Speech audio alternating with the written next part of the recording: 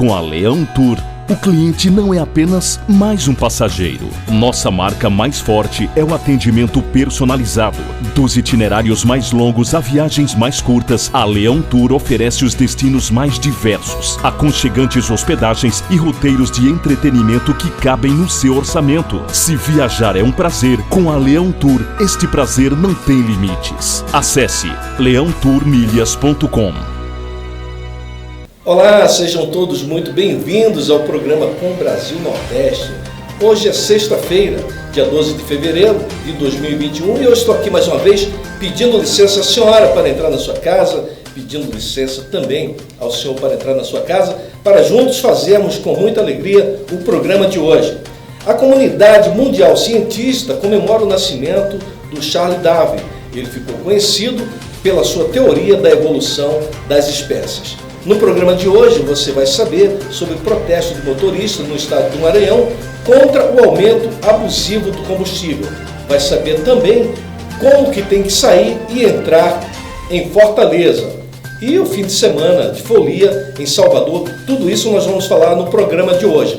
A repórter Camila Castro vai trazer um panorama da Câmara dos Deputados e do Senado Federal. Tudo isso no programa de hoje e eu conto muito com o carinho da sua audiência.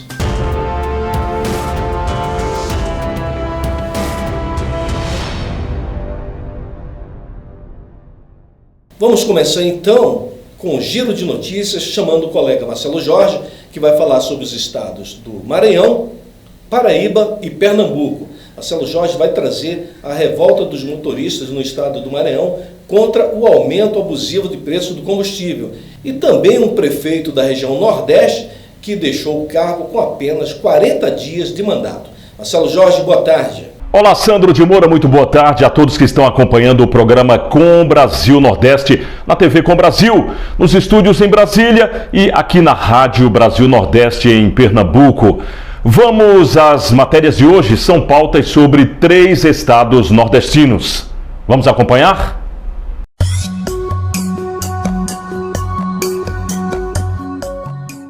O prefeito do município de Condado, no sertão da Paraíba, Jorge Henrique de Almeida, do PL, mais conhecido como Jorginho, renunciou ao cargo de gestor com apenas 39 dias de mandato. Ele apresentou a carta de renúncia na Câmara Municipal na noite da última segunda-feira. Segundo apurou a reportagem da Rádio Brasil Nordeste, o prefeito de 31 anos estava enfrentando problemas de saúde desde a época da campanha e resolveu renunciar para tratar de uma depressão. Quem assume a vaga é o vice-prefeito Marcelo Bezerra de Sá, do PL, que tem 24 anos. A presidência da Câmara Municipal de Condado deu posse a Marcelo Bezerra na última terça. Condado é um município que integra a região metropolitana de Patos, no sertão paraibano. De acordo com o Instituto Brasileiro de Geografia e Estatísticas, IBGE, o município tem cerca de 6.700 habitantes.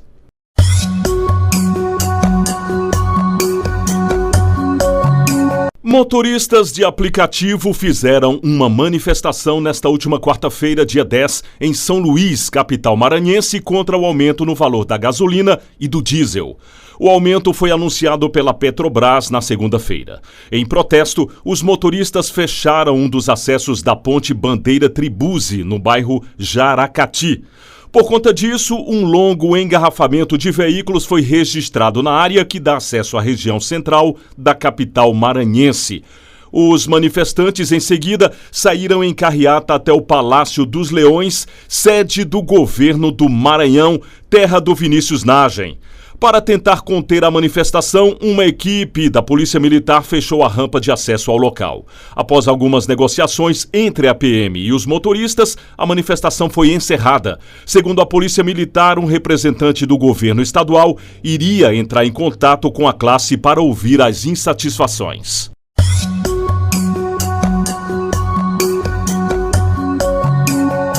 E em meio à forte crise econômica causada pela pandemia, um bom exemplo de reconhecimento aos artistas, uma das categorias que mais sofrem com a ausência de trabalho motivada pela pandemia, vem de Pernambuco. mais especificamente da cidade de Olinda. Lá, por decisão do governo municipal, os artistas do Carnaval de Olinda serão contemplados com um auxílio emergencial. O valor é de cerca de R$1 milhão, naturalmente divididos com os artistas, fruto dos cofres da prefeitura, segundo anunciou o prefeito de Olinda, professor Lupércio, do Solidariedade. De acordo com o gestor, até hoje, sexta-feira, será encaminhado um projeto de lei para a Câmara dos Vereadores para apreciação e possível aprovação.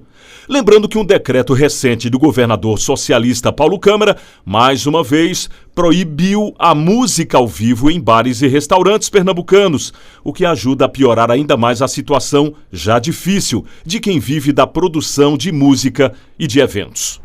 Essas são as informações do Nordeste por hoje. Desejando a todos um excelente final de semana, parabenizando a toda a equipe Brasil Nordeste, o nosso Ed, o Guilherme aí na edição, o nosso editor-chefe, o jornalista Sandro de Moura, também a nossa recém-chegada jornalista e produtora Camila, a toda a equipe, a nossa querida Natânia, Rita Brandão e todos que fazem esse programa que hoje é audiência em todo o país. Excelente final de semana para todos. Até segunda-feira, se Deus quiser.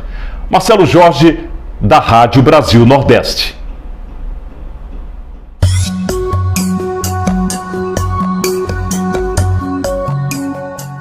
Obrigado, Marcelo Jorge. Está registrado aí o protesto. As pessoas realmente estão aborrecidas com essa questão do preço do combustível no país inteiro, né? O presidente Jair Bolsonaro tem falado a respeito disso, tem falado sobre os percentuais de impostos que incidem sobre a gasolina, o diesel, o gás de cozinha. Temos aí uma fatia que é do governo federal, que na parte da gasolina é uma fatia salgada, mas o presidente tem dito que não sabe como fazer para retirar isso, porque se abrir mão de uma receita, vai ter que apontar um outro tipo de receita, ou seja, gerar um novo imposto. E, claro, ninguém quer falar sobre novos impostos, né? Agora, quem chega ao nosso programa é a assistente de mídias sociais, Natânia Mello, que vai falar sobre o investimento de R$700 mil que o governo do Rio Grande do Norte fez em uma plataforma de inteligência turística. Natânia Mello, pode chegar. Olá, Sandro de Moura. A empresa de promoção do turismo do Rio Grande do Norte, Improtur, assinou nesta quarta-feira 10 um termo de compromisso com a Federação do Comércio de Bens, Serviços e Turismo para a implantação do sistema de inteligência turística. O investimento é de R$700 mil nos próximos 2 anos, com recursos da Improtur. Estamos firmando mais uma parceria em prol do desenvolvimento do Rio Grande do Norte. A construção de uma ferramenta de inteligência que vai integrar dados de diversas fontes, disponibilizando a informação em ambiente virtual e público de forma aberta às esferas pública e privada, afirmou a governadora Fátima Bezerra aos representantes do trade turístico presentes no ato da assinatura da parceria, que foi realizada no auditório da governadoria. Para o presidente da FEComércio RN, Marcelo Queiroz, a parceria é uma conquista histórica para o turismo potiguar. Natânia continua com a gente e agora ela vai falar sobre como entrar e sair em Fortaleza. É isso mesmo, o governo lá, a prefeitura, criou algumas restrições, algum protocolo para poder as pessoas nesse período de carnaval entrar e sair. Durante o carnaval, a entrada e saída de veículos em Fortaleza será controlada. Para isso, as pessoas em deslocamento intermunicipal deverão apresentar documento ou declaração comprovando o enquadramento da viagem na exceção informada. O transporte intermunicipal de passageiros, individual ou coletivo, regular e complementar será suspenso. Apenas transporte metropolitano será mantido. Decreto publicado na noite desta quarta-feira 10, entra em vigor nesta sexta-feira 12 e se estende até a quarta-feira de cinzas 17. Será permitido o deslocamento em situações específicas, como em casos de saúde, moradia, trabalho, transporte de cargas e atividades de empresa. Conforme o documento, nesses casos, as pessoas em deslocamento intermunicipal deverão portar um documento ou declaração subscrita demonstrando o enquadramento da exceção informada, admitidos outros meios idôneos de prova. Para finalizar a participação da Natânia, ao menos nesse primeiro bloco, os trabalhadores da área da educação no estado do Piauí foram incluídos na segunda fase de vacinação contra o Covid-19. Ela vai trazer os detalhes. Sandro, o Sindicato dos Professores e Auxiliares da Administração Escolar do Piauí conseguiu, junto ao governo do estado, antecipar a vacinação da categoria para a segunda fase de imunização estadual. Antes, os docentes estavam na quarta fase. A entidade alegou que era necessária esta reavaliação para uma retomada das aulas presenciais com maior segurança para todos, já que os alunos necessitavam de retomar para melhor aproveitamento do conteúdo e de maior interação social. O sindicato recebeu uma resposta do secretário estadual do governo, Osmar Júnior, informando que o assunto foi discutido e acordada a mudança da categoria para a segunda fase de imunização, que ainda não tem data prevista para acontecer, mas o presidente comemorou a decisão. Realmente uma grande vitória, pois estamos numa situação vulnerável diante da disseminação dessa doença. Porém, ainda não foi confirmada nenhuma data de início da vacinação, afirmou Jurandir Jaci. Obrigado, Natânia Mello. Daqui a pouco você volta para atualizar as mídias dos governadores da região Nordeste, tá bom? Vamos então agora a um brevíssimo intervalo comercial. Eu quero falar para vocês sobre um hotel fazenda maravilhoso com estrutura de resort aqui em Brasília, o Hotel Vila Velute. Fique com essas imagens, é um hotel que você vai poder desfrutar de momentos maravilhosos. Eu vou pedir a nossa produção para colocar o VT do Hotel Vila Velute.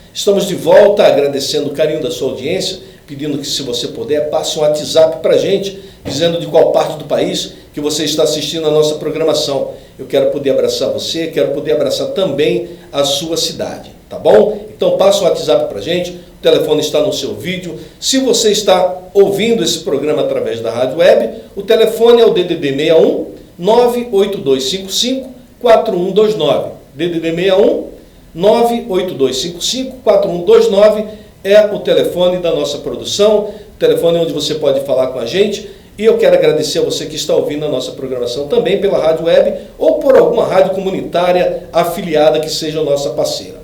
Vamos continuar aqui o giro de notícias chamando Rita Brandão. Ela vai falar sobre as novidades no Dias de Folias na capital baiana, Salvador. Rita, como diz você, sextou, né? Então pode chegar.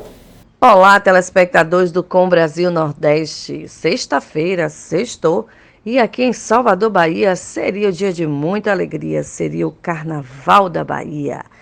Mas o cancelamento do Carnaval na capital baiana por causa das medidas restritivas contra o coronavírus fez aqui Salvador perder aproximadamente 1,7 bilhões na movimentação da economia.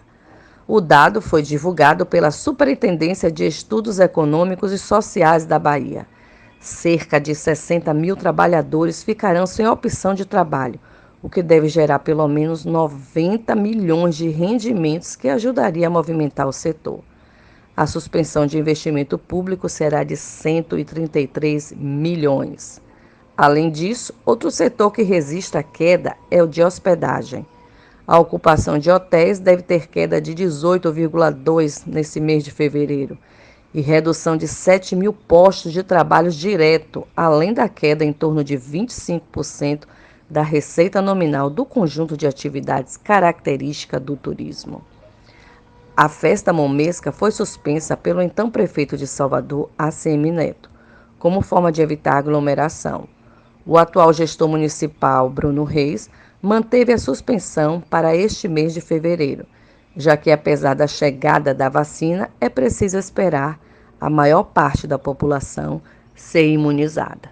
Rita Brandão, para o Com Brasil Nordeste. Obrigado, Rita Brandão. Um ótimo final de semana aí para você. Aguardo você aqui na próxima segunda, tá bom, Rita? Continuando com o nosso programa, daqui a pouco nós vamos trazer a repórter Camila Castro, que vai atualizar sobre a Câmara dos Deputados e o Senado Federal. Quero trazer mais uma vez o Marcelo Jorge ao programa para falar sobre o indiciamento pela Polícia Federal do ex-secretário de Saúde da capital pernambucana, Recife, e outros 2 membros lá da Prefeitura. Marcelo Jorge, atualiza para a gente, por favor.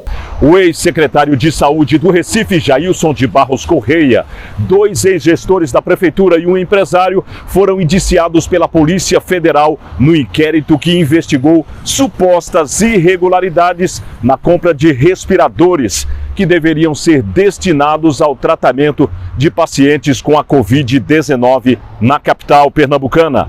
A informação foi confirmada pela Polícia Federal. O inquérito foi conduzido pelo delegado federal Daniel Silvestre. De acordo com as investigações, a Secretaria de Saúde do Recife firmou 2 contratos mediante dispensa de licitação, autorizada por lei federal, além de um termo aditivo com a microempresa Juvanete Barreto Freire entre abril e maio do ano passado.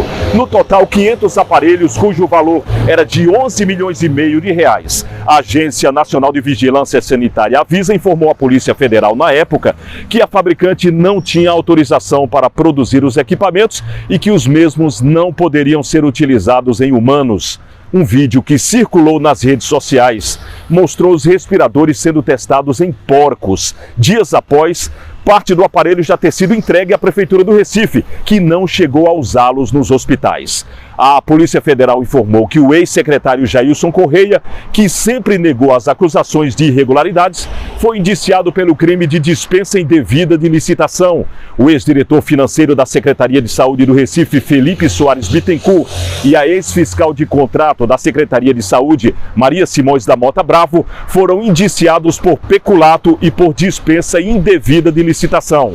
Já o empresário Juarez de Freire da Silva, sócio da empresa Bioex Equipamentos Médicos envolvida no caso, foi indiciado por uso de documento falso e por sonegação tributária e previdenciária. Mesmo indiciada, Maria Bravo permaneceu na gestão do atual prefeito João Campos, do PSB. Na última quarta-feira, no entanto, a exoneração dela foi publicada. Ela estava exercendo o cargo de gerente de conservação de rede da Secretaria Municipal de Saúde. Obrigado, Marcelo Jorge. Agora sim, vamos girar as mídias dos governadores. O governador Ratinho Júnior do Paraná colocou o seguinte: demos o pontapé inicial para a construção do contorno norte de Castro. Essa obra vai ajudar a impulsionar uma das principais bacias leiteiras do Paraná, pois tira o fluxo pesado dos caminhões no centro da cidade, noticiou o governador Ratinho Júnior. O governador Carlos Moisés falou sobre os alunos e professores que terão acesso à internet para realizar atividades escolares. Já o governador de São Paulo, João Dória, falou sobre o Pontal 2030, que vai, segundo ele, transformar Paranapanema. Segundo o governador, serão investidos 300 milhões em diversos setores. Agora eu quero chamar a nossa assistente de mídias sociais, Natânia Mello, que vai voltar ao programa para atualizar as mídias dos governadores da região Nordeste. Natânia Mello, é com você. Sandro, volta agora para atualizar as mídias sociais dos governadores do Nordeste. Vamos começar pelo governador da Bahia, Rui Costa. Ele falou sobre a economia de 7,8 bilhões de reais nos últimos 6 anos com despesas de administração e explicou que isso significa mais recursos para investir em saúde, educação, segurança e demais serviços públicos. Agora, vamos ao Ceará. O governador Camilo Santana falou sobre a visita que recebeu do ministro da Justiça e Segurança Pública, André Mendonça. Ele disse que o Estado e o Ministério estão realizando uma ação integrada para combater o crime organizado e a violência. Já o governador da Paraíba, João Azevedo, falou sobre a Paraíba ser um dos 4 estados do Nordeste onde houve alta nas vendas do comércio. E também falou sobre uma reunião com representantes da CBF para discutir a possibilidade de uma parceria para a realização do Campeonato Paraibano deste ano. Para finalizarmos, o governador de Pernambuco, Paulo Câmara, falou que Pernambuco começou a pagar o 13º do Bolsa Família Estadual, beneficiando mais de 1 milhão de famílias. Quero desejar a todos um ótimo final de semana E volto com você aí dos estúdios, Sandro. Obrigado, Dantane Mello. Bom final de semana para você também. E daqui a pouquinho nós vamos trazer a repórter Camila Castro, que vai falar sobre a Câmara dos Deputados, que aprovou nesta quinta-feira um projeto de lei que transforma em crime o ato de furar fila para ser vacinado ou mesmo destruir vacinas ou insumos. Tudo isso a Camila vai falar. E também no Senado, que ontem à tarde o ministro Pazuello foi lá dar explicação aos senadores a respeito do caos em Manaus, e a Camila Castro registrou tudo isso e vai trazer para você daqui a pouquinho, tá bom? Então vamos a um breve intervalo comercial, é muito rapidinho e a gente volta já já.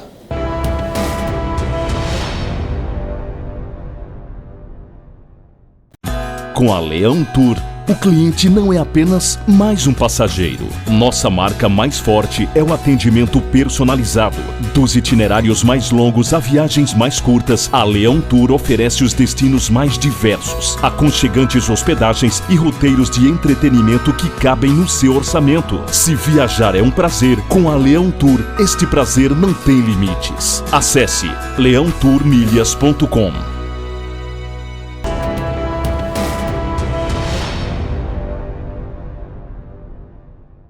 Estamos de volta com o programa Com Brasil Nordeste, aguardando o seu WhatsApp. Muito obrigado mais uma vez pelo carinho da sua audiência. O telefone está aí no seu vídeo. Se você está acompanhando pela rádio web, telefone é o 61 98255 4129. DDD 61 de Brasília, 98255 4129, para que você possa falar com a gente de qual cidade que você está assistindo a nossa programação. Hoje eu quero abraçar a cidade de Itaió, em Santa Catarina. Ela completa 144 anos. Já é uma senhora, podemos dizer, né? Já está quase que na meia-idade. Parabéns a todos os munícipes da cidade de Itaió, que completa 144 anos. Em Santa Catarina, nós desejamos que o gestor aí da sua cidade faça uma boa administração para que vocês tenham a qualidade de vida que todos os munícipes merecem, tá certo? Vamos chamar agora a Camila Castro, vai atualizar sobre a Câmara dos Deputados, que aprovou nesta quinta-feira um projeto de lei que transforma em crime quem fura fila para tomar vacina ou até mesmo quem destrói insumos. A gente viu aí nas mídias sociais aquele vídeo que chegou a viralizar, alguns profissionais perfurando a pessoa e não injetava a vacina. Uma covardia, né? Camila Castro, você.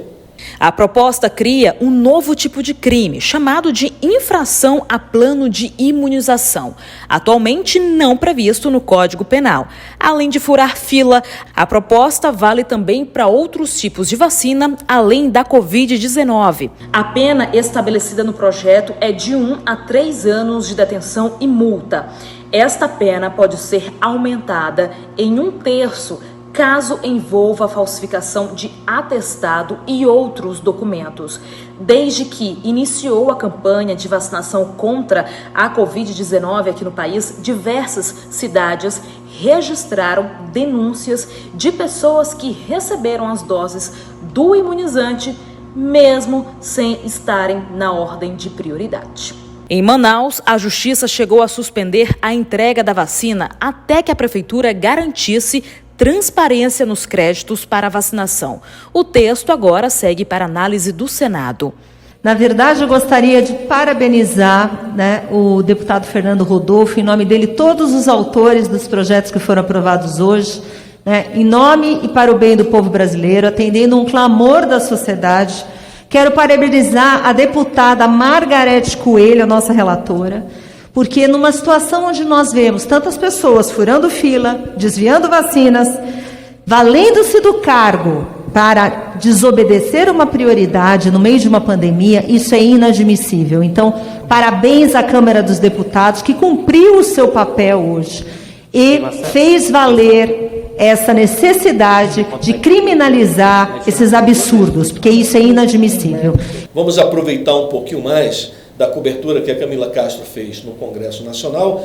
E ontem o ministro da Saúde, Pazuello, esteve no Senado para dar explicações a respeito do caos em Manaus. Alguns senadores foram duros com o ministro, acusaram o ministro de ser negligente, de ser letárgico, de que não havia feito nada, mas o ministro ele também foi enfático na sua defesa. Mas a Camila Castro vai trazer os detalhes. A sessão começou por volta das 15h. O ministro da Saúde, Eduardo Pazuello, foi convocado pelos senadores para dar explicações sobre as dificuldades que o país enfrenta no combate à Covid-19. Pazuello disse que o ministério tem se esforçado para promover uma boa campanha de vacinação no país.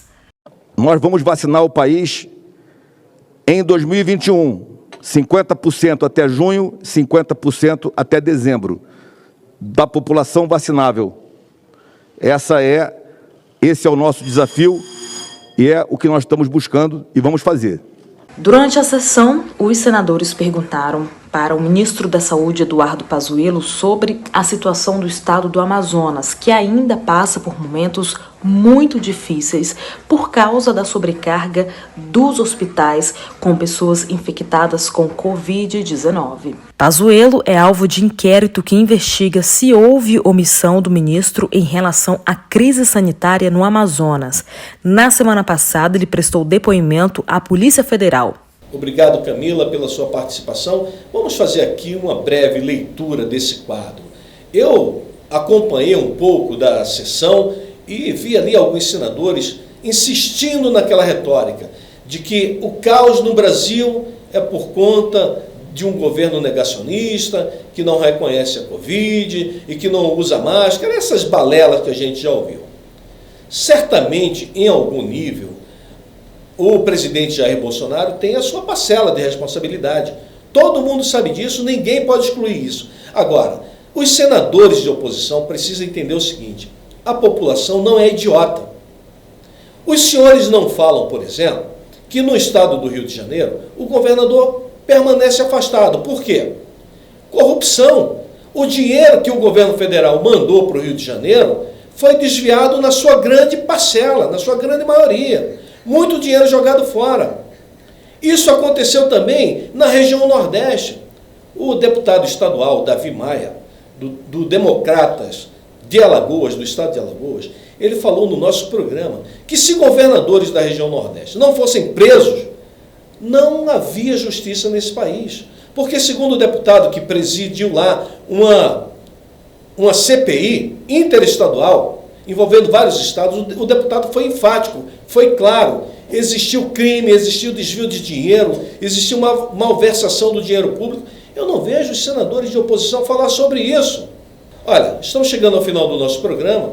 Antes, porém, queremos trazer um quadro que coloca um pouco mais de graça, vamos dizer assim, na tela, né? Vamos trazer o De Olho na Rede, porque alguém postou algo nas mídias sociais que chamou a nossa atenção e nós queremos dividir com você aqui na tela da TV Com Brasil. De Olho na Rede. Finalmente chegou a sexta-feira, mas não se alegra não, porque a palavra diz lá em Lísios 24 e versículo 6, não é porque sextou que tu sextarás. Receba. Qual é a sua maior inspiração para não desistir de nada? Minhas dívidas. Vai chegando dívida aqui em casa todo dia e eu vou ficando inspirado, doido para trabalhar, para ter que pagar essas... Isso é doido, gente. Isso é doido, gente. Doido é pouco. Não existe nem palavra para expressar o que o Clóvis é.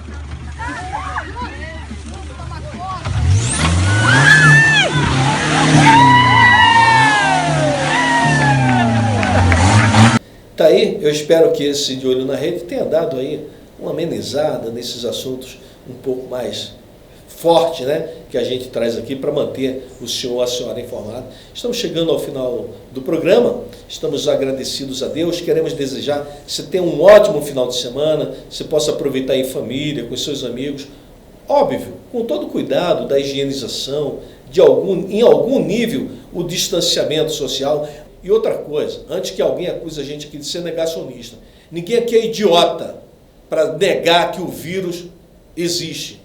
Todos nós sabemos que essa praga que veio da China, que isso os senadores de oposição também não dizem, essa praga que veio da China, óbvio que ela existe, está matando milhões de pessoas no mundo inteiro, mas a verdade é que nós temos também muita gente se recuperando e sendo curados.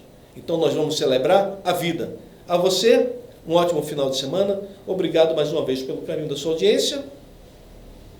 E até a próxima.